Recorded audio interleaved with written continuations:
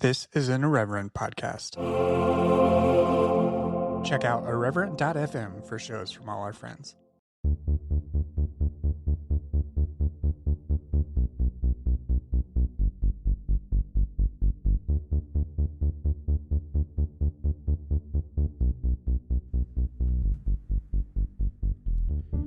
Hello and welcome to Evangelical. I'm your host, Blake Chastain. My guests this week are Emily Joy and Hannah Paasch. This is the first conversation that I'm really publishing essentially live to tape. We just spoke this evening, and I am not really going to do really any editing to the show because this is such a lively topic and because there was an opening in the schedule, but also I really do want to get this out there so that it can be something that people can hear relative to the Church 2 hashtag that's been trending over Twitter lately. It's also been covered extensively within the media. There have been articles posted in Vox and Teen Vogue and Time and other outlets talking and covering what the conversation that they began on Twitter and where it's gone since then. So we talk a lot about a whole number of things relative to the underlying theology of purity culture and rape culture and how that ties into assault and abuse within the church. And it's a very wide-spanning conversation, but I wanted to get it out to you as soon as I can. So really, we talked as soon as we were able, and I'm very thankful to have them back. Emily and Hannah actually joined me on the show early in the show on episode 10, in which we talked a lot about their previous experiences within purity culture and the work that they've been doing, writing and talking about that for a long time.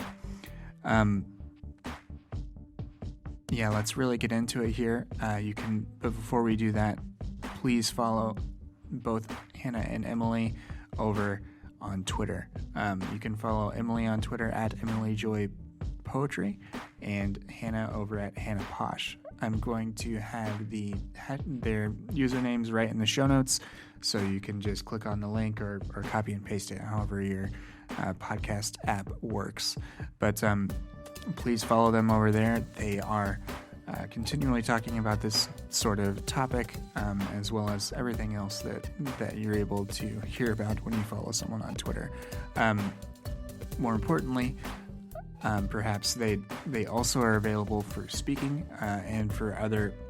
So if you or your church or your organization wants to have them come and talk to your group about these topics, contact them because they are wanting to have these conversations and wanting to continue them.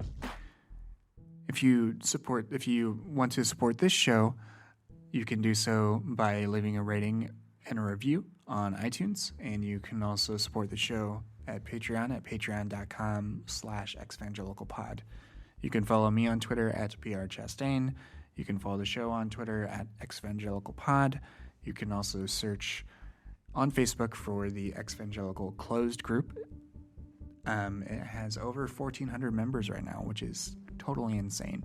But I'm very happy that it continues to grow and be a place of lively discussions about people that have left evangelicalism and are just really examining where things came from. Part of that does include the sorts of difficult conversations like this, like the one that you'll hear now with Emily and Hannah. Let's get into it.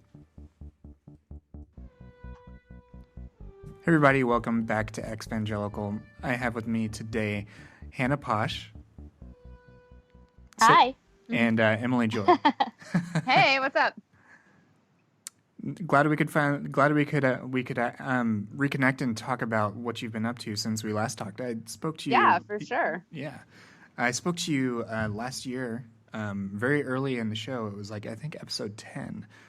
So very early in the show, and we talked a lot about sort of your backgrounds, and at the time and still to this day, you talk a lot about purity culture and things like that. But you've also started this new hashtag, Church 2, that we're going to talk about in detail. But first, before we really get into that, if we could just sort of, for the listener, establish your evangelical pedigree, so to speak. I feel like I'm doing that every day on the internet now. Yeah. Retweeting myself.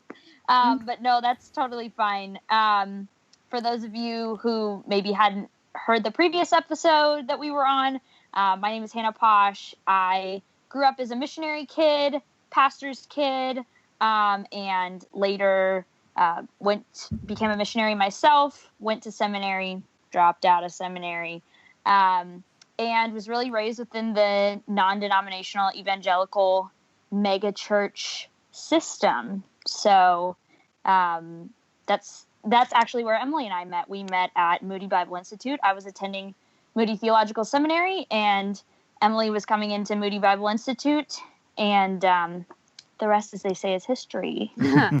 Yes. My dad was a Southern Baptist youth pastor when I was born. Over time, he started his own stateside missionary ministry. So I've been in just about every kind of church, Protestant church that you can possibly imagine. Then I went to Moody Bible Institute. I have a piece of paper on my wall from Moody Bible Institute saying that I am certified for Christian ministry. You're living that out for sure. I'm living it out. Hashtag little did they know. I do my poetry. I do my yoga. I teach Sunday school. I do all kinds of stuff. So, there's been a lot of people in the last couple of weeks who have been like, well, these are just unbelievers. And I'm like, listen, friend, here's all the things. So those are the things. Friend, I'm sure I have more books of the Bible memorized than you. Okay? Hannah, you have more books of the Bible memorized than anyone. Let's be real. Yeah, it's real. It's real. It doesn't go away. Yeah. So, I mean, that, again, certainly check out the earlier episode, but a lot of times, that preface is really for people that automatically question you, because obviously you're doing some a few of those. Yeah, you're doing some very... Several, in fact. That's right. And we're going to get into that too. We're actually, if you want, we can start there, but I feel like we need to... let's also... I mean, Church 2 has been covered across the internet in a number of different news sites. And when I refer to Church 2, what I mean is the hashtag that Emily and Hannah started that addresses sexual assault and abuse within churches. And actually, before we sort of get into the negative reaction to this, if you could explain how this started, and then what the intent behind this campaign is, because I believe it was this from what I remember, it was Emily, you shared a very vulnerable story, and then Hannah, you also brought that into your own timeline and brought it into that sort of perspective as well. But I just love to hear. Yeah. So all of the things have been happening, right, with Hollywood and with Washington, and all of these powerful men have been sort of being, brought down a little bit by all of these accusations. And, I've kind of been sitting on my own story of what happened to me in the church for a long time, and trying to figure out, like, we all have that, like, mental filing cabinet, right? And I've always been trying to figure out, like, what filing cabinet does this story go in? Mine a treasure chest. Yeah. Yes, I get and so you. it's like, what do you do with this? And so there was one day a couple weeks ago where there was something like 3 other men in Hollywood throughout the day on Twitter had been accused, and I kind of just, like, got tired of it. And so I think it was on our group text, and I was like, should I, like, out my abuser? And, it was a story I'd been wanting to tell for a really long time, but just, again, not really sure what category to put it in. And so, and it's so funny because it's like, I was literally, so it was on like a Monday night. And the next day I was like leaving at like 8 a.m. to go on an overnight trip with my husband, to go and like celebrate our 4-year anniversary. And so I was really trying to just get stuff over with. I was like, I'm going to go and I'm going to like go on this trip and like totally check out and be with my husband and like go to Asheville and like have a beer and like be really chill and and then this thing happened. Right. So that night I told my story and I tweeted all those things. And, after I tweeted this whole thread of stuff, you know, kind of telling my story, and I included like specific names. I named my abuser, I named the church. And other people started coming forward. There was a couple other women who started saying like, hey, something like this happened to me. Here's my story. This is what happened, you know, et cetera. And so, Hannah texted me and she was like, I think that we need to like have some way to talk about this with people. And so we went back and forth and we were like, well, what about a hashtag? And we kind of spitballed some things back and forth and ultimately settled on Church Too, which obviously played us off of Me Too, which is the movement that was started a decade ago by Tarana Burke and then recently put into the media by Alyssa Milano. And then it just kind of went viral and everybody was telling their Me Too stories and all this stuff. And I was like, well, if we do Church Too, people are automatically going to know like that's what we're talking about, right? There's that like memory recall. So I was like, well, why don't you just tweet out her Church Too, and I'm going to go to bed and then get up in the morning and go to Asheville. And, you know, just do what you will with it, but just give it a shot. And so in that sense, I mean, number one, like in that sense, we're totally like indebted to like Tarana Burke, to Alyssa Milano, to everybody who has shared their stories on the Me Too tag, you know, like all of the women that have come forward to make us all brave. Right. But I kind of on the Church Too tag on that, I was like, you know, it'll be like tomorrow morning, like, you know, our dozen Twitter friends who love us will be like tweeting on it and blah, blah, blah. And it was like in the morning, it was sort of going viral. And then like 24 hours later, it was on Time. And I like woke up in the hotel with Billy, the morning after. And, you know, we were on this like romantic honeymoon trip and all this stuff. And I was like, hey, we're in Time magazine. Oh my gosh. But yeah, so it like on the one hand, like it's kind of funny because it was definitely not intentional. But on the other hand, it's like, it's super sobering because it was just this thing where you're like, oh, we're just going to talk about, you know, these experiences that we've had that we've you know, some of our friends have had and we've, you know, we all talk, but we didn't nearly expect it to have the reach that it did. And so when it started being a thing where it's like lots of other people that were participating in it, people we didn't know, people we'd never heard of, we started to realize, oh my God, like we have something here that is really, truly happening. Mm-hmm. Yeah. And I think, I mean, for me, hearing Emily's story originally, like about a decade ago, was really sort of the thing that I think brought us together. It was the first like really vulnerable thing that she disclosed to me, and I knew that was hard for her. So I have had that story and those names and that church and like all of those things in my brain for about a decade and felt very strongly about it, of course. And then when Emily posted the thread on Twitter, basically outing him, I remember I was walking into the movie theater to see something and I couldn't even think about the movie. I was just in a world of like rage and emotion, and I had this sense that what was coming after this was big, and I felt that, you know, Emily and I have a modest reach on Twitter. I mean, I think we have enough people to talk to us on there, but we do all right. We've never started a viral hashtag before. But I had the sense that this was the kind of conversation that if it was able to gain the traction that it has, would blow up because these stories are out there. You know, I've been hearing them for my entire adult and adolescent life. So, you know, I wasn't surprised by how many people came forward. I was glad and surprised that it took and that it gained the visibility that it needed to. Mm-hmm. But it's such a weird feeling because it's like you're so sad. Mm-hmm. It's so sad that all of this is the case, but you're also like, there's like this cathartic experience that's a part of it of like, oh my God, I'm so glad we're saying this. And I'm so glad it's finally like these stories are getting the visibility that they deserve, that they've always deserved, that like people are understanding, but also like, it's so sad. It's really a mixed bag of emotions. But for me, it's kind of like, I've been sad. I have been sad for as long as I have been cognizant.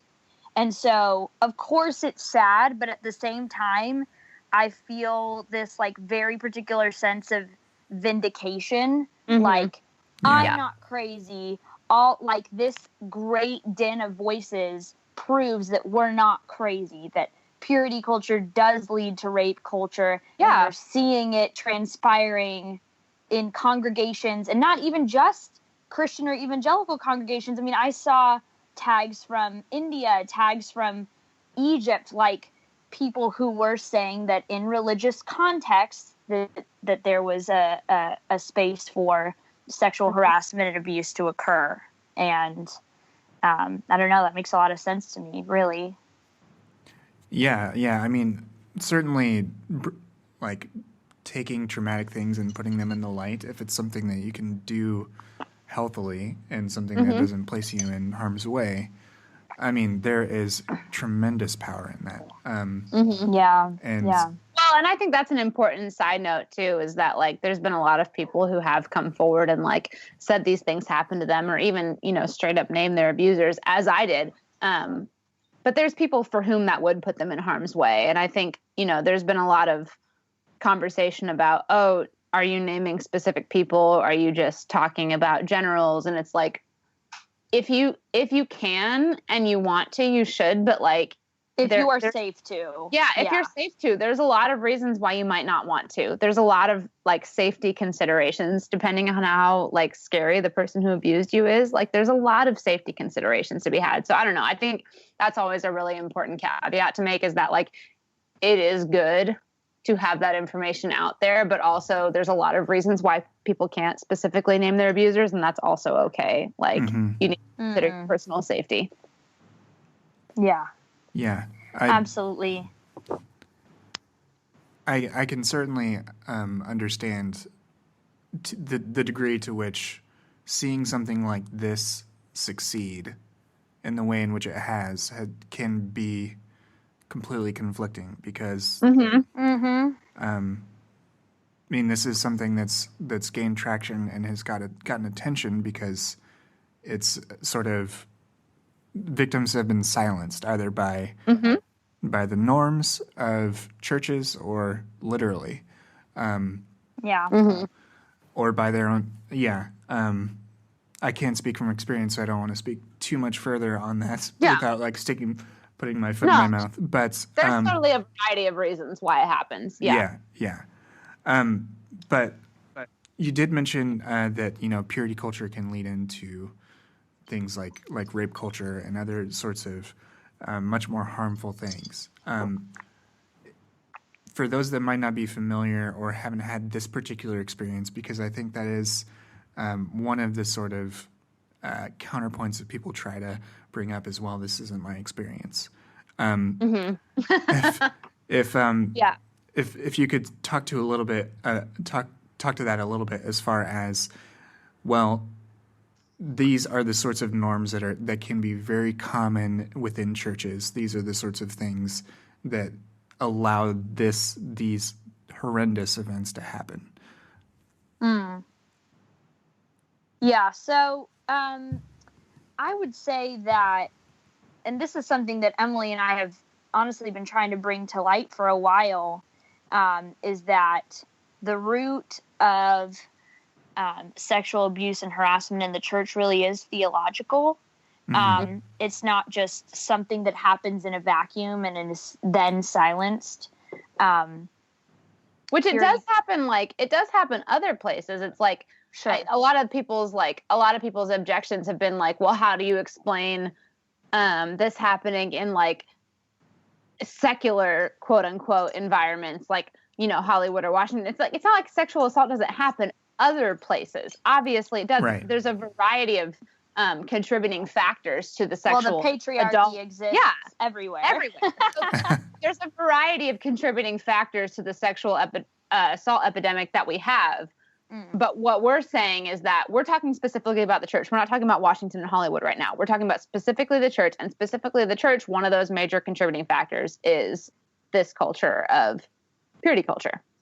And so you're saying it's theological. Could you elaborate on that a little bit more? Yeah, absolutely. So, for those who may not be aware of what purity culture means, it's essentially the sexual education, or really lack thereof, within the church that promotes abstinence, that really kind of cuts out any other kind of sexual education, and really says that sex has to exist within marriage only. Within heterosexual marriage only. Heterosexual marriage, yes, of course. So, of course, there are a lot of people that are left out by that. And also, and I think that this was a really important point that Rachel Virginia made on Twitter, is that there are definite racist undertones to purity culture as well, because the ideal woman does not just have a gentle and quiet spirit. She's also this, you know, submissive, small, white, middle class. Like, I mean, if you even just look at the pictures in modesty books, which there are many of, you get this sense that there is only one specific kind of woman that is quote unquote correct.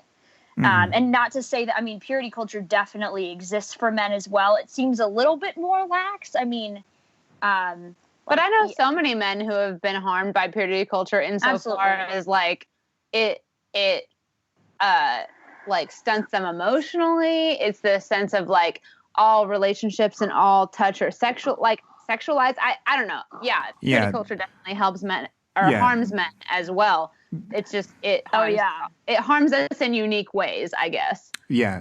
Right. As far as for the you know, straight male experience, there are books like Every Young Man's Battle, and things like that. So many men whose relationships have been harmed because of the things that they learned in purity culture, and I'm like, I feel bad for you. Like, that sucks. It sucks to feel that way. So that's kind of all the things that we were trying to explore with this, is like, okay, let's talk about the ways that purity culture informs the way that women and men and people of all genders understand their sexual experience, and how that could possibly lead in the church specifically to this kind of hushing of abuse, this gaslighting of abuse, this justification of abuse. And I think that's where we were really trying to get at, is like, okay, yes, obviously abuse happens everywhere. In the church specifically, abuse does happen, as it happens everywhere. And often in the church specifically, it is justified. It is explained away. It is kind of laughed off. It is put in the category of like, oh, well, this is just normal, or this is how God wants it, which adds, I think, another sinister layer to it. You know, there's one thing to say, like, I'm abusing you, and there's another thing to say, like, I'm abusing you, and this is how God wants it, and he's okay with it. Or abusers confess, and they're immediately forgiven without any concern for their victims at all. I mean, those are some of the stories that we're seeing on Church Too, is one in particular from Jamie Lee Finch.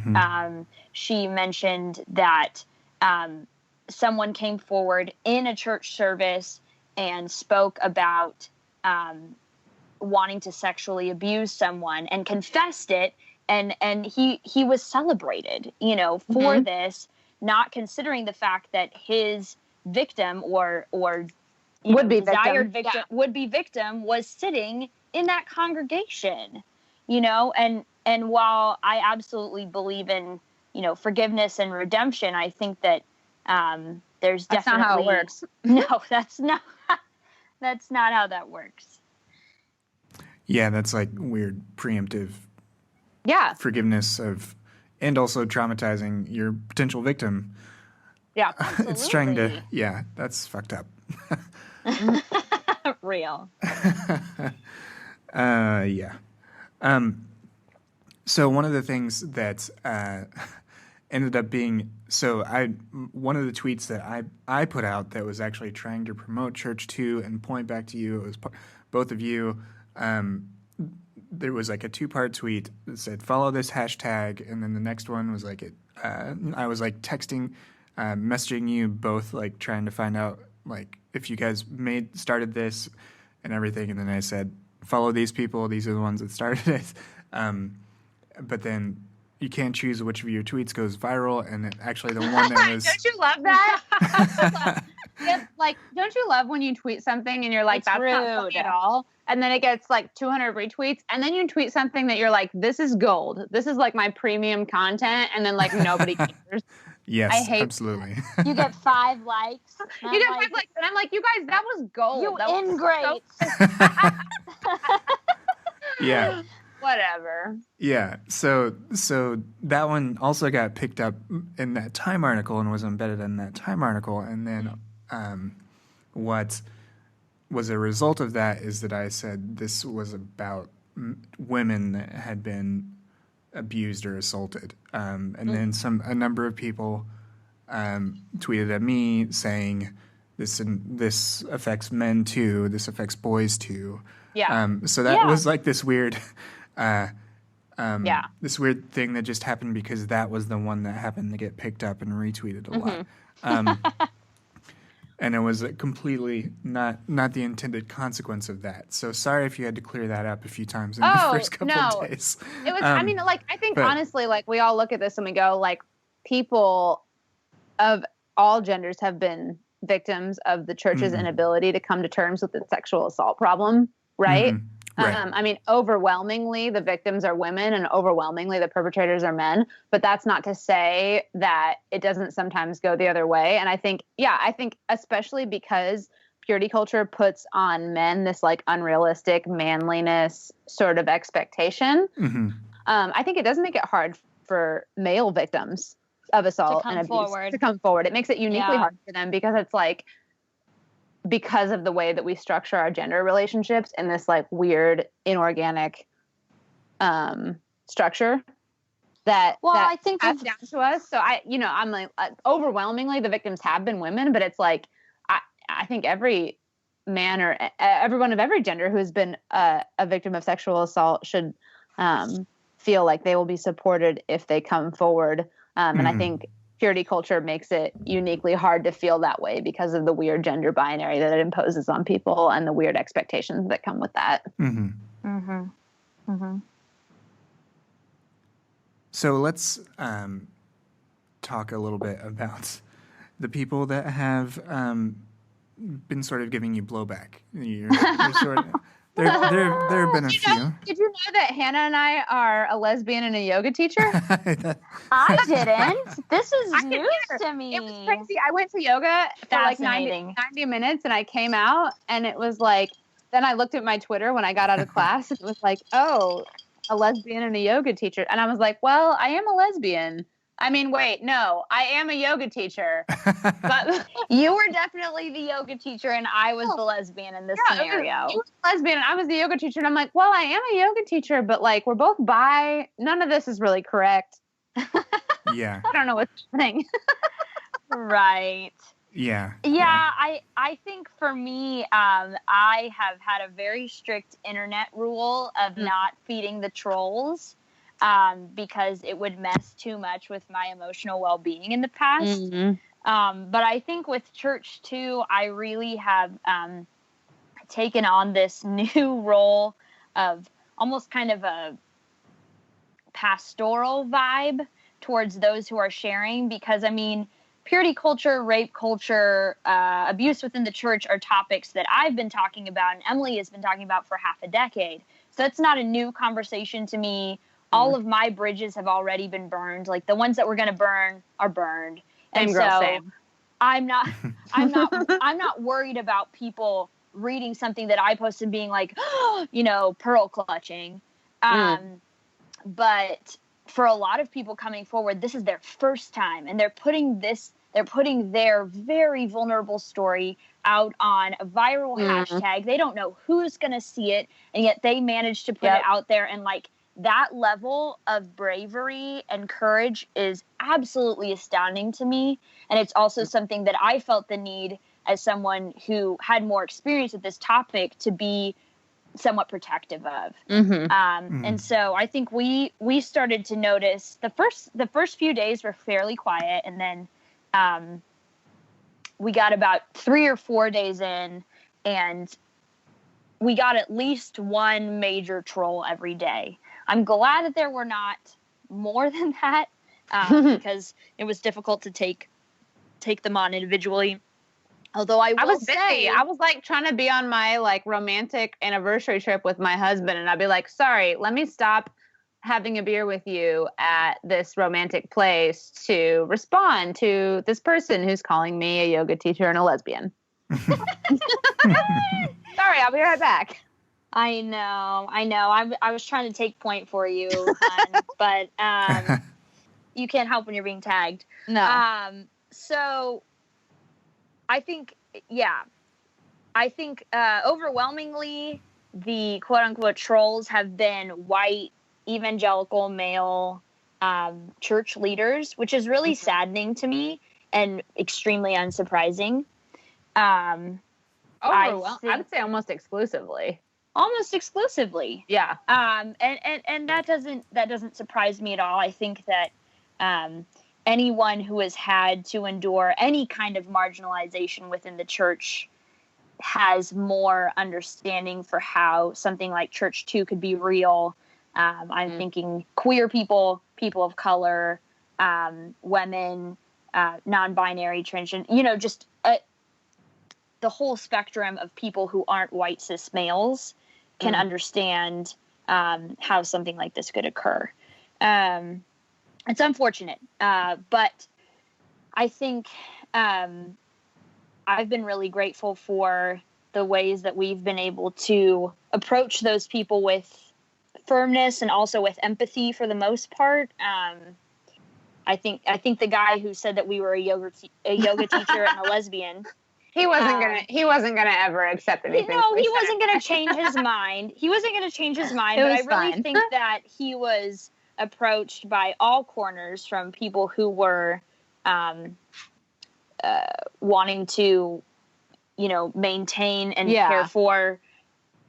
care for victims and survivors, but also were, engaging him as a fellow human being. I would say that is a really like a real kindness. It is. Like when someone steps in and is like, I'll fight with this person for you. That's a nice thing to do. It really is. I've been thankful for it more than once this week. Of like, thank you for dealing this, because I literally don't have the emotional energy to do this right now. But if you do, more power to you. Thank you. God bless. And I will say that there have been some very long-suffering white cis male dudes who have jumped in the gap there. Yourself, one of them, Blake, who have sort of taken point on some of those conversations that, that survivors haven't wanted or felt the emotional bandwidth to finish. Or been obligated to. Right. Yeah. No one knows anyone an explanation. Yeah, and that's actually one of the things that I have found. Well, actually, there's a couple of things. First of all, what you mentioned as far as really these like straight white evangelical pastor types that seem to be just completely unable to actually hear the hear the criticisms or even listen to the stories because they, for instance, feel that you are attacking the church, attacking Christ's body, and, humiliating the church.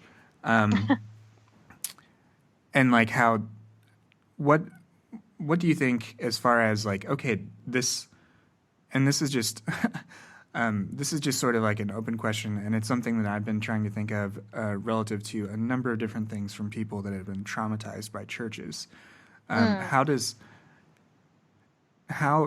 can those particular institutions where abuse is prone to happen, how can they hope to change if they don't acknowledge that there's like a problem, that it's not fake news, that it's not like, that there's both individual and institutional problems within these organizations, and within, again, kind of going back to what you said earlier, Hannah, about this being a theological problem. And I think they can't hope to change, like, unless they're willing to acknowledge that. Like, on the one hand, like, okay, like, I hope that every conservative church out there in the world does prevention training with all of, like, I hope if you're the most conservative church in the world, you do prevention training with your volunteers, and you mandatory background check everybody who works with your kids, and you do, like, those are things that everybody can do, right? Like, I hope that you do that. I hope that no matter where you fall in the theological spectrum, you do that. However, though, like, at the end of the day, that's not enough, because at the end of the day, what we're not talking about is a failure to background check people. Like, sometimes, yeah, like, sometimes it's a failure to background check people, but that's just really like a symptom of the disease that we're speaking of, right? Ultimately, we're trying to go to the root. We're trying to go to the root. Problem. Background checking everyone isn't going to fix the problem that you're trying to fix. You should do it. Like, you should background check your volunteers. You should put all of your volunteers and your staff through prevention training. Those are things you should do.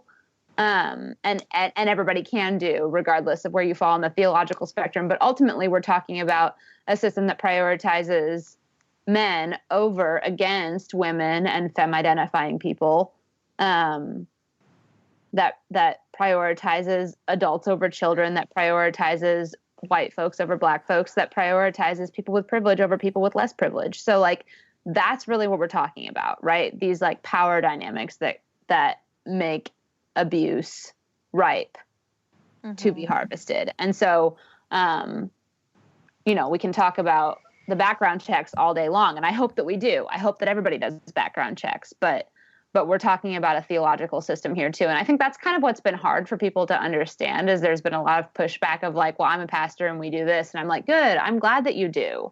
Like, yay. But also, can we talk about the theological systems that reward and kind of turn the other cheek to these sorts of problems? Because, obviously sexual assault happens everywhere, but also we're talking about a unique problem within the church. And I think Church 2 is proof that there is a unique problem within the church, that it's not just a few bad apples. So.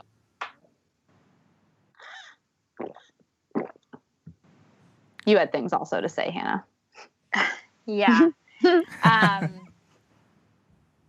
About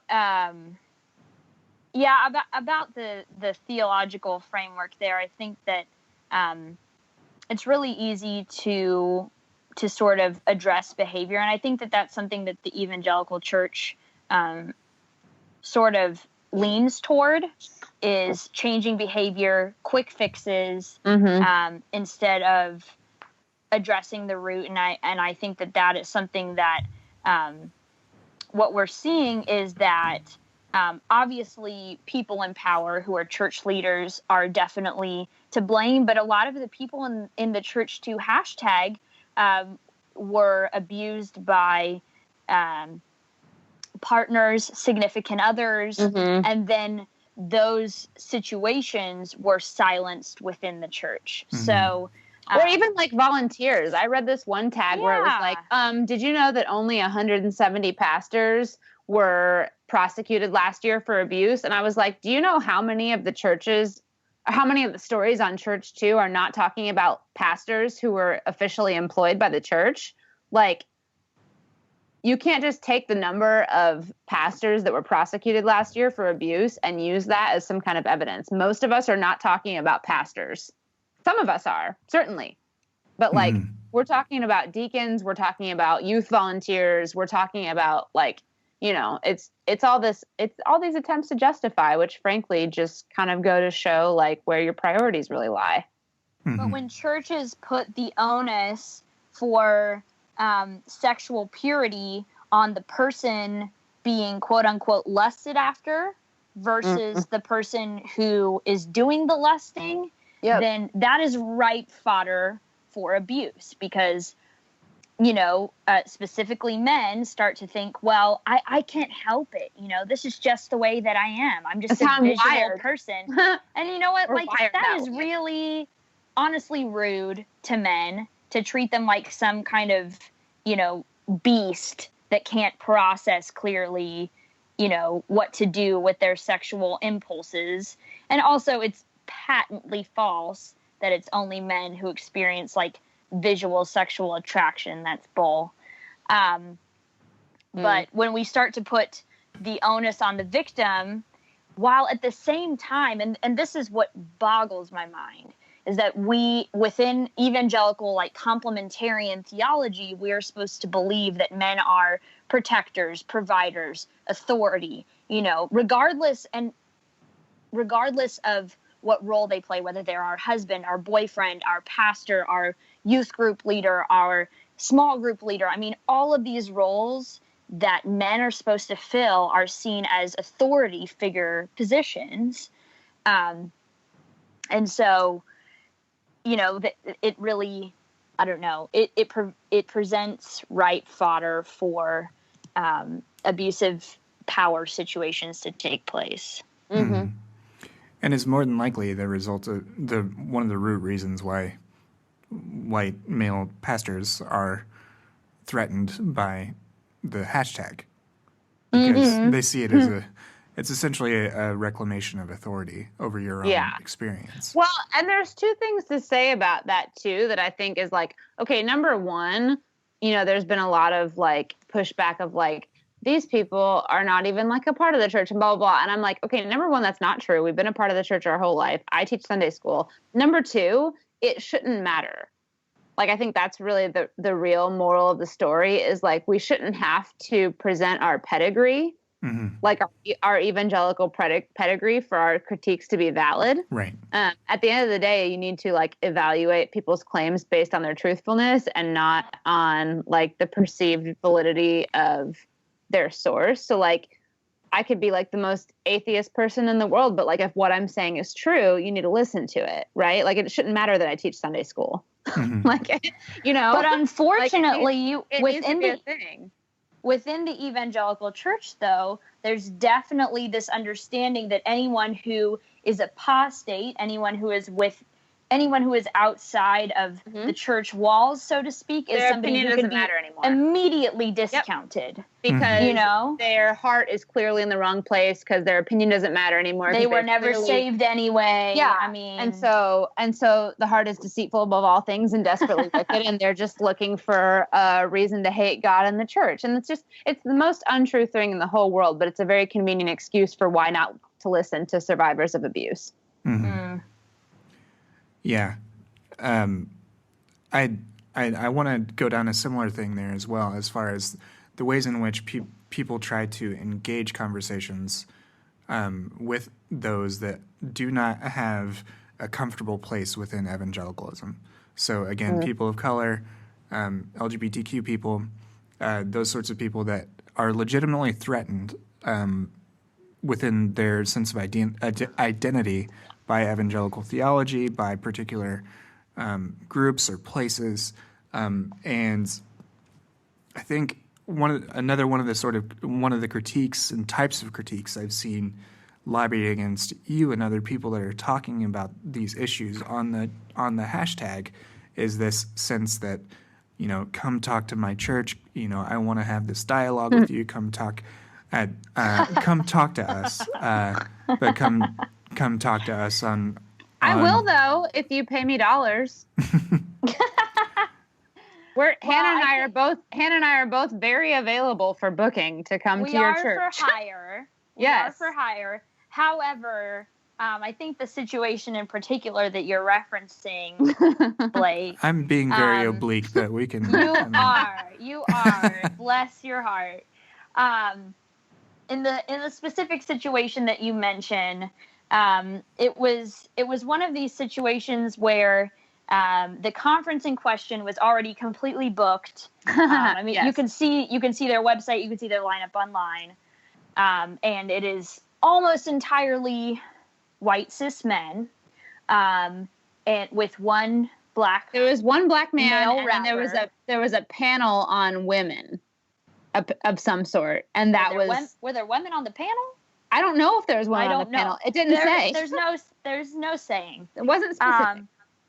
But somebody had tagged us saying, "Oh, Emily and Hannah are must hire speakers for this conference." And I was like, "Oh, thanks, friend. That's really sweet." But also, they're literally never going to ask us. No, we would not at all be the choices for that. So as that conversation progressed, one of the organizers of that conference reached out to us and said, "We'd love to have you." And it just sort of spun into this conversation where it became clear that some really key foundations were not there in terms of how we would be able to have that conversation. I mean, I am more than willing to have dialogue with people who may not have my exact same views. I mean, hell, I'm somebody who has almost it's kind of what we do all day long. Yeah, I've almost completely left the church, and yet I am advocating for and fighting for people within the church. I mean, I spend most of my life working with people who don't exactly agree with me. That's not the problem here. But the problem in this specific scenario was that we were asked to speak and basically give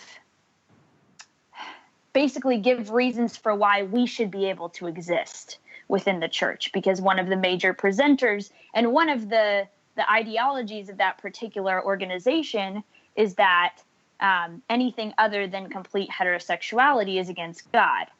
And so for people, for queer women, that's 100% not a safe scenario to walk into. I don't need to walk onto your platform and tell you why I should be allowed to exist. Why I'm not sinning and going to hell. Yeah.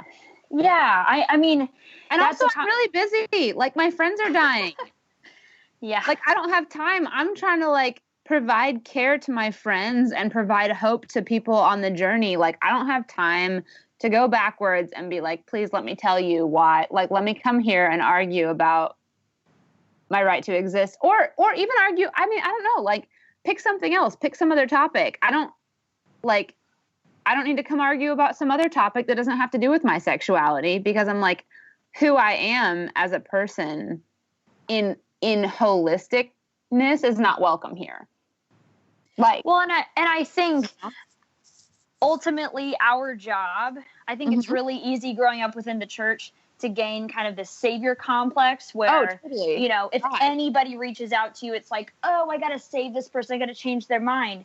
But no, all that will do is make you lose your own sanity. And so for me, I have had to realize that I'm not here to change anyone's mind. I'm here to present a framework for equity to those whose minds are already changing. And they're out there. We're seeing and I'm going to do my darndest, and there's people that work is totally 100% worth it towards, I will do my darndest to help people on that path. But there's other people where I'm like, this is not my calling. Yeah. And that's kind of the situation. You have to be jealous of your time. Yeah. You have to protect your time and your emotional labor, because my time and my emotional labor is valuable emotionally. It's valuable monetarily. It's valuable spiritually. All these things matter. And so what do I want to do with the precious time that I have? And so we were I kind of feel uncomfortable about this. And, with all the church too stuff kind of just blowing up. We're just trying to kind of be selective and careful about what we do. And so yeah, so there's a lot of, I don't know, it's separate, but it's not separate, you know, like they're different issues, but they're not different issues, because ultimately what we're talking about is men who can't take no for an answer. Kind of. Oh my God. Yeah. That could be like the title of my life movie. Men who That's fine. no for an answer. Men who can't take no for an answer. Yeah, but that's ultimately what we're talking about. Yes. Like, not exclusively, but by and large. Yeah, and I wanted to talk about that because it's one significant example. If you're on Twitter and you follow Hannah and Emily, it happened there. So it's a significant example. It's a trip. We have a good time. Yeah. Join us. It's a party. Definitely, they are solid follows. Very solid follows. So I feel like everybody's going to be really disappointed because I got like 400 followers overnight from church too, and I was like, man, they're going to be super disappointed when I start live tweeting the Kardashians. You know what? That's or what The Bachelor. I contain multitudes. That's right, and that's what Twitter is for: multitudinal personalities. Because Real. Yeah, Very real. Because you can enjoy my evangelical threads and also my hot takes on wearing a red shirt to Target. But I think Don't like, do that, Blake. That's a bad when you're on phrase. Twitter, people expect you to be like nothing but like an encyclopedia of knowledge, and it's like, I am a human being. Like, let me tweet about The Bachelor. I have problematic faves, okay, Yes. that I want to talk about, okay? Like, I know that all of my favorite movies are terrible. Just let me like them. That's real. They're so bad. Emily has the worst movie taste. Never listen to her. It's fine. I'm okay with it. She's proud of it, okay? Yeah. She's proud of it. I've come to terms. That's one way to put it. Yeah. So, but it was that particular conversation that unfolded on Twitter. Mm-hmm. It was very.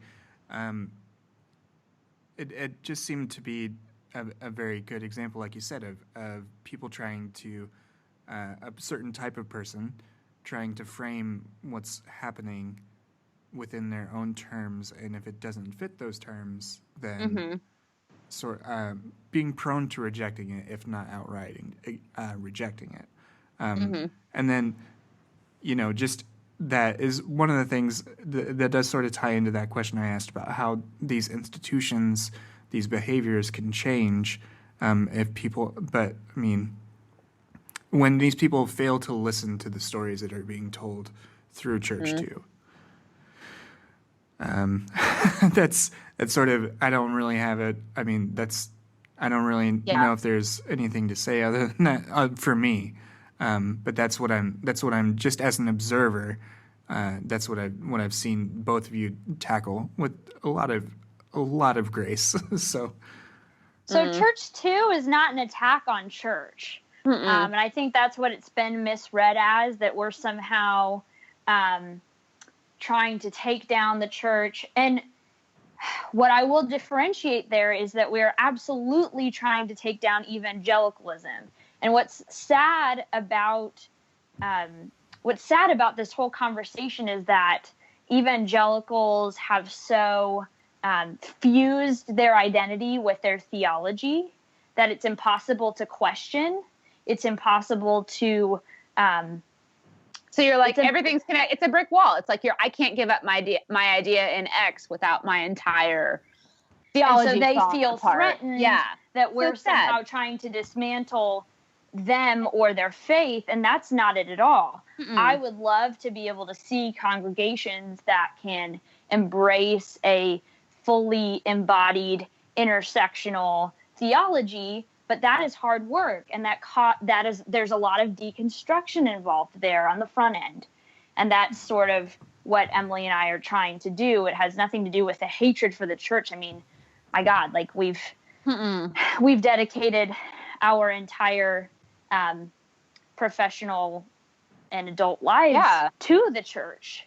No, and I think the church has a lot of clout. It has a lot of resources. It has a lot of manpower. Like, it could be such a force for good in the world, and in a lot of ways is. There's so many sectors in which religious people motivated for a cause do amazing stuff, and I'm just like, can we mobilize that in other places? Mm-hmm. But I think it's important to mention that there are so many people that live in this strange no man's land in between Christianity and atheism. I think there's a lot of people who have come out of the church who don't feel that is their home anymore. Yeah. And yet they, there's this whole like rebel trope within evangelicalism that like, if you've rejected the faith, you're just a rebel, and you never loved God anyway, and all of Raise your hand if you were a problem child. Well, I mean, hi. Here I am. Whoa, here we I am with my tube of red lipstick. But I think there's a lot of people that live in that margin a lot more than we've accounted for. People who are very interested in returning to some form of faith or spirituality, but who feel that the church as it exists currently is not a safe space for them. And those are my people, like, because that's me too. I mean, I absolutely, I have, the evangelical pedigree, and yet I don't know where I belong. I definitely don't think I belong in any sort of like organized congregation. Although I'm happy to go to yours and tell you how to not religious traumatize people. Right. But I think that it's really important to acknowledge that there is a whole host. And I mean, that's what you do, Blake. I mean, that's what ex-evangelical is that it's a space for those of us who live in that no man's land to say, hey, I'm here. I am spiritual. I want to be able to build some sort of semblance of faith or theology or spirituality. Well, so that was one of the most like sidebar. That was one of the most frustrating parts about the Church 2 #2 was there was a whole bunch of like super hardcore like God delusion atheists who jumped on there too, who were like, oh, your whole problem is that you believe in a mythical sky being, and religion sucks. If you would stop believing in a mythical sky being, you wouldn't be abused. And it was like, okay, that's not like really deeply unhelpful, friend. That's deeply unhelpful. Yeah. Like, I don't really frankly care if you're an atheist or an agnostic or a deist. Like, this is not the most important thing to me. But if you're about to jump on here and be like, oh, the problem is that you are a deist, and like I don't know, there's just a lot of, I was like, I'm almost as mad at those people as I was at the guy calling us a lesbian and a yoga teacher. I was like, as far as I'm concerned, you guys are both on my shit list right now. Like, yeah.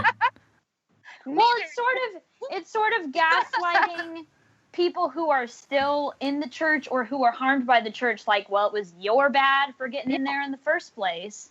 Like, if you weren't so stupid. So many smart, wonderful, brilliant people who are still in the church, who are still very much Christians, who still believe the things, who are doing so much good work. And to me, it bothered me deeply. It's lazy. It's intellectually lazy. It's like, because you're chalking things up, and I'm like, I'm not saying we don't need to talk about like the theology inherent here. Like, we need to flesh these things out and what that really means pragmatically. Like, I get it, but also it's very lazy. And yeah, is frankly a little elitist. So, anyway, yeah. That was a sidebar that I wanted to make. But people who are saying, "Oh, you just need to give up belief in all religion," were just as problematic to me as lesbian and yoga teacher, pastor. I mean, it's fine to believe that. It's fine to believe that, but also don't force that on other people. You can't come onto this hashtag where people are sharing their stories of abuse and be like, "Oh, that's because you're bad for being Christian. You're bad for being." Yeah, it's like. That's not really my most important thing. I'm not invested in the outcome of this insofar as I'm not invested in people being atheist or agnostic or Christian or staying in the church or leaving the church. I really don't care. You know, there's a lot of people on the tag who are even like, don't let this be a reason for leaving the church. And I was like, leave it. If you need to leave it, leave it. I'm not invested in people staying in the church or leaving the church. I'm invested in people being healthy, holistic, like human beings who love themselves and love others. If that looks like staying, stay. Yeah. And there's not one pat answer for that. Like, that's every individual's person. I don't know. To me, I don't like the one size fits all approach, because it's like, you got to figure out what you got to do for you that is going to be the thing that leads you to being the most healthy, holistic person that you can be, that loves yourself and loves others and feels connected to the universe, feels connected to God, like feels spiritually whole. That's going to look different for you than it is for me, and that's okay. Right. Yeah. Cosign. Yeah. The fundamentalist that wants you to give your life to the flying spaghetti monster is just as bad as the one that wants you to give your life to Jesus. Yeah.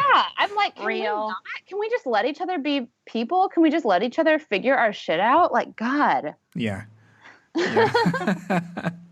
Absolutely. I'm completely agree. And like, to me, that's also like, I also don't care, like, where you are, like, yeah, like, and whether you're in line with the things right. It's the thing that's important is wholeness over holiness. Like, if you're if you're a whole person, just like put that on a t-shirt, Blake. I'll buy that one. All right, I would wear that t-shirt. So yeah, just exactly what you're saying, Emily. It's that if you're holistic, if you feel complete, that's the thing that if God exists, that's probably what they want for you. I'm pretty sure they care about that more than anything. Yeah. Yeah, absolutely. So I mean, like you've mentioned before, it's very conflicting to say, you know, that you're excited about something that has people's abuse as a central part of it. But that's again, that's not all it is, which is what makes it a conflicted and complicating thing. It's also this empowering thing that you've given over to Twitter, and it's this. It's a. Well, it's kind of its own thing now. Like the first few days, you babysit it, and you're like, okay, I'm gonna take care of this, and like guide it. And then at a certain point, it sort of becomes its own thing. Sure. Of like, okay, people are using this. Yeah. In a way that is organic and sort of separate from me now.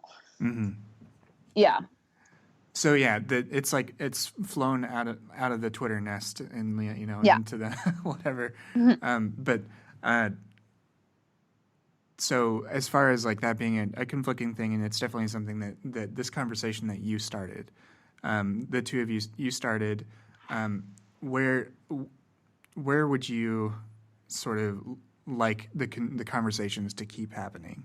And if there's, I know you're already, I mean, there's probably, there's so many things. And I think, I think that both of you are well suited to this work, and that, and I mean, you can hear this is all I can do. This is literally, but frankly, this is literally what we've been preparing to do since it's true. Since Purity Culture Rehab Project, we have been preparing ourselves for this. Like, this has been kind of our whole thing. So on the one hand, it's difficult. Like when we were on Teen Vogue, we both had this moment of like, this sucks. Like, this is terrible that this is what it took. That it took all of these people sharing all of these horrifying things. That it took, ourselves coming forward with our own stories that are really deeply painful and personal. Like, it sucks that that's what it took, but also it was sort of this cathartic experience of like, we've been working really hard for this. Like, we've been having this conversation in 18 million different ways. For the last 5 years. Longer than that, like since we became friends, like, so on the one hand, it's like, it's difficult and it's hard. And it's like, wow, this really sucks that like, this is what it had to come to. But on the other hand, it is sort of like this experience of like a lot of really hard work, sort of sort of paying off in this moment of like all of us being able to come together, because like now's the time, right? Like this is the moment where we're having this like really weird cultural moment where this is a thing that people do, right? Where people get on the internet and talk about their sexual abuse. And this is a hallelujah, because this is a cultural moment that we're having, and it's great. And somebody asked me the other day if I thought that it was a thing that was going to lead to long-term change, and I was like, I don't know. We'll see. Like I want to be hopeful. I'm not a necessarily optimistic person as a personality, but I want to believe that like the critical mass that we're experiencing right now is going to lead to a long-term societal change. I think that's up to us. This conversation is going to lead to long-term societal change. Yeah. Okay. Like I'm speaking that into existence. Yeah. I'm a deeply more optimistic person than Emily. But I sincerely believe that. And honestly, like for me, I would love to see an entire theological overhaul. So purity culture is just one piece to that in my mind. I think that we need to approach systemic racism within the church. I think we need to approach queer phobia. I think we need to approach capitalism. I think that those are all topics that have really infiltrated the church theologically in harmful ways. And that is ultimately my goal, is to get at all of those roots. I need to like slow myself down and like take it a little bit at a time, because I'm like raring to go, you know. But yeah, I know that feeling. I think yes. But those are all pieces of the conversation that need to transpire, and I think that not everyone is ready to have it, but enough people are ready to have it that we're I think Church 2 is evidence of that. Absolutely. Church 2 is evidence. It's evidence that people are ready to have that conversation as a result of like this super weird, but frankly kind of great and terrible and awful conversation that we are having nationally right now. So it's like, where do you go from here? I mean, like, so people have asked that a lot. Like, what do you want churches to do? And I'm like, on the one hand, I want every church to do the practical things, right? Like on the one hand, I want every church to have the sexual abuse policy and to do the training and to do the background checks. Do all of that. Like, do that yesterday. On the other hand, it's like where we go from here is we really need to dismantle these things at the root, right? So like one of the worst contributors to this Church 2 situation that we have is purity culture. And that's the belief that the only acceptable sexual expression is one man, one woman for life in a heterosexual marriage, and abstinence before marriage, and everything else is sin, right? If you're committed to that, I don't know how helpful you can be. That's kind of like, it's sort of like a hard truth of like, well, if you're not willing to dismantle purity culture, like, okay, sure. Like you can do background checks on your volunteers. That's great. That's a thing that you should do. But like, ultimately you're putting a Band-Aid on a bullet wound. You know, that's like hard. That's a hard thing to say. It's hard to be like, well, it's not good enough, but it's not. You know, like you should do those things, but ultimately we have to talk about, okay, what is the backdrop that is making these situations possible? Because it's not like if you did background checks, this would never happen, because a lot of people, most abusers don't have backgrounds. Most abusers don't have prior convictions. Like, so you could background check everyone.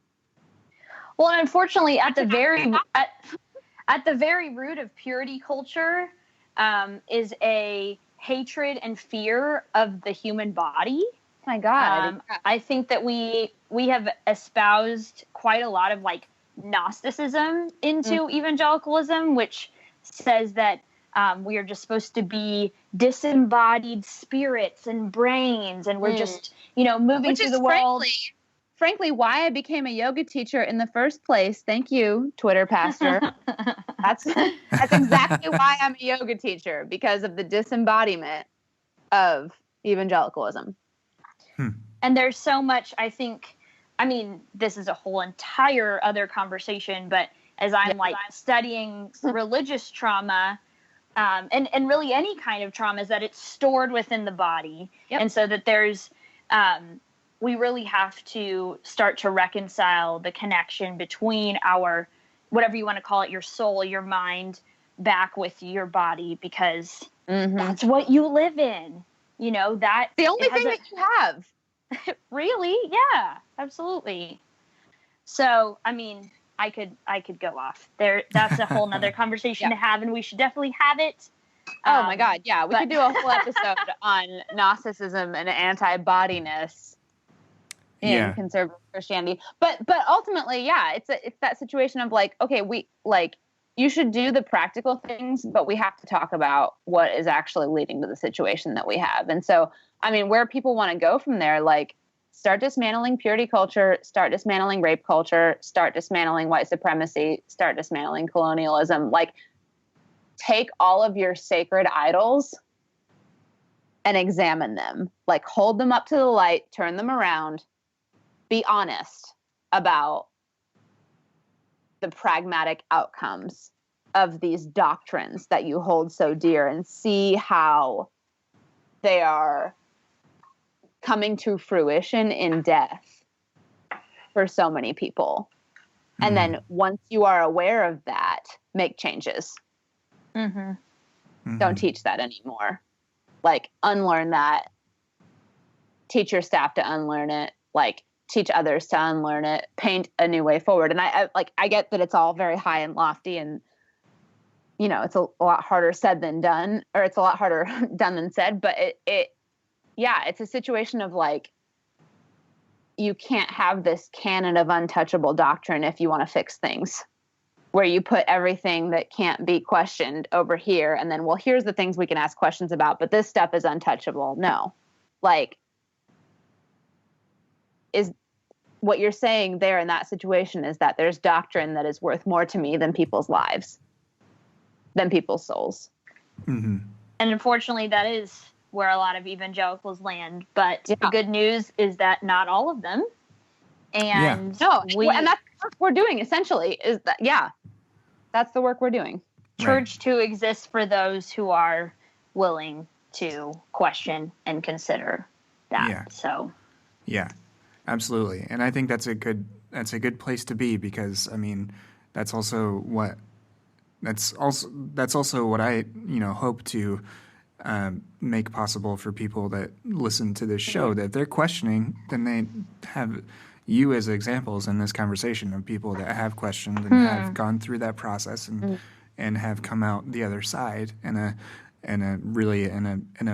better place, even though, despite all the pain, like where you are now, is in a healthier place than where you came from. And it's sort of like, like when you're in school and the teacher asks a question and nobody says anything, and it's like crickets, crickets, crickets. And then one person answers the question. And then all of a sudden it's like a floodgate. Then everybody else feels like they can talk. Yeah, right? Exactly. And it's like, I think that's kind of the space that we're trying to stand in for a lot of people who are coming out of evangelicalism, is like, we're going to answer the question. Like, here we are. We'll just be the first person to raise our hand. And if that makes somebody else feel like they can raise their hand, like, ultimately that is the best gift. That's worth it. Is making somebody else feel like they can also raise their hand and say something. Yeah, and that's powerful. That's incredibly powerful. And it's incredibly timely in a nation where right now there's someone in a neck and neck race. One of someone that's a civil rights lawyer, and the other is a sexual predator. Well, honestly, the whole Roy Moore situation is, I think, ultimately what caused me to feel like it was time for me to come forward, because I was like, if we're talking about details, technically speaking, my abuser was also a man in his 30s who thought that he was dating teenagers. Yeah. And it's like, at the end of the day, like, that's literally what we're talking about right now. So, like, I have a very vested personal interest in this, because I'm like, I was that person. Yeah. I was that person that Roy Moore was trying to date. And I feel very personally connected to all of these people who are saying, oh, well, it was so many years ago, or, oh, he asked permission, or, oh, it was a different time. And, and it's just not. Yeah. Yep. God damn. I'm sorry. Yeah. Sorry. No, I've been talking I'm, about it a lot the last couple weeks, so it's I'm a little bit less emotional about it than I was. I'm also a 5 on the Enneagram, so let me know when you want to do the Enneagram episode, Blake. There's a little bit of attachment. Oh my God, yes, Hannah, you have to do an Enneagram episode. That would be so great. Enneagram, that's what's up. Yeah, I went on the Twisted Sisters show, and they gave me an Enneagram test on the air. So. What did you come as? Well, they thought before that I would be 9, but they thought I would be I guess I was like a 2 or something. I don't know. I'm still, usually when I've done the tests and all that stuff, I'm somewhere between like the numbers that come up are 4, 5, 6, and 9. Yeah. So. Well, you gotta read the descriptions. I feel like the tests are useful, but it's more about what you identify. The tests are trash. They give you a jumping off point. Like if you take a test, you can oh, maybe I start here, and then you go and read the descriptions. But it's really, I don't know. It's more about what you identify with, because what your basic fears and motivations are. Yeah. It's fine. This is a different episode, okay? This is a different episode, but I'm so curious, though. I really am deeply curious. Anyway, all of that to say, Roy Moore is trash, and it is what she brings it back. Yeah. Yep. But no, on that note, like seriously though, like that's the conversation that we're having nationally right now is like, should we put a pedophile in office because he will vote pro-life? And I mean, frankly, we already had that conversation a year ago. Right. And America said yes. So like 81% of evangelicals said yes. Yeah, said yes. Well, yeah. So I'm not trying to vomit on air here. Blake, no, and I'm not hella hopeful. But I want to be clear that that's the level of conversation that we're at. Right. Yeah. Yeah. It's just, well, I would say that's discouraging, very discouraging, but what you're doing is encouraging, and it's the counterpoint to that crazy, insane reality is that by empowering the victims' stories in the way that you have, you've legitimated them, and I think that's such good work, and I'm very happy to be able to highlight it in the show and elsewhere on Twitter and everywhere else. Well, and I want to be super clear too that like we're a freaking conduit. You know what I'm saying? Like everybody's been so freaking brave. Like everybody has had so much bravery and so much courage in like coming forward. And it's like, so we tweeted out a hashtag and stuff, but it's like this belongs to everyone. This belongs to everyone. Yeah. Mm-hmm. Yeah. This belongs to everyone who has tweeted on Church Too. I mean, frankly, this belongs to everyone who has tweeted on Me Too, who built the foundation for this. Like, this belongs to everyone. And so I think like, I don't know. Like Me Too is where I told my story originally. We're comparing notes, friends. Like, right. There's power in comparing notes. Yeah. Well, I want to be sensitive to your time and everything. Was there anything else that I didn't really touch on, or that we haven't talked about that you want to bring up relative to this, or anything else that we haven't talked about that you just want to get out there? I think we ranted at you. Yeah, no, we ranted. We'll come to your place. Hannah and I will both come to your place. You are listening to this. This is a real thing. We will come to your church or to your school for some dollars. You can email reasonable us. Amounts of dollars. Yeah. Yes. But our whole thing is, we want to make this conversation available. We want to make it accessible. And we both have our own stories. We want to share those, but yeah, this is a thing that we care a lot about, and intersects with a lot of our most important values that we've been working on for a lot of years. And so, it sucks that like this is the case, right? But this is a super important thing, and we've been talking for a long time about how purity culture is damaging. And I think church too is an important part of highlighting that, and of saying like we're not alone. Like the people who have experienced these sort of things, it's not an isolated incident. It's not a bad apple.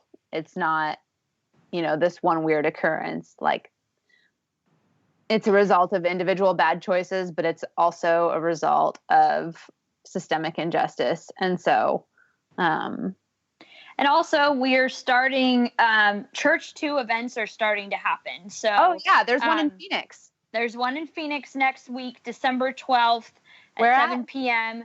Gosh, I forget the name of the venue right now. But if you would like to know more about it, find me on Twitter at Hannah Paasch. That's Paasch.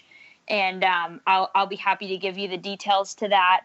And we're looking to host quite a few of these in different cities around the country. So we're talking about Nashville, Atlanta. If that's something that you're interested in having in your own town, whether that's, having people come and speak about it, whether it's just hosting an open mic where people can get up and share, or anonymous stories, anonymous submissions can be read aloud. All of those are options, and all of those are things that we are looking to facilitate. So holler at us. Great. Yeah. We're around. Well, Emily, we're probably we're probably fighting with someone that on Twitter. That's where you'll find us. Great. Yeah. Emily and Hannah, thanks so much for coming on and talking about this. Yeah, thank you for having us. For real. Happy to do it. We love Exvangelical. Thank you. I appreciate that. Yeah.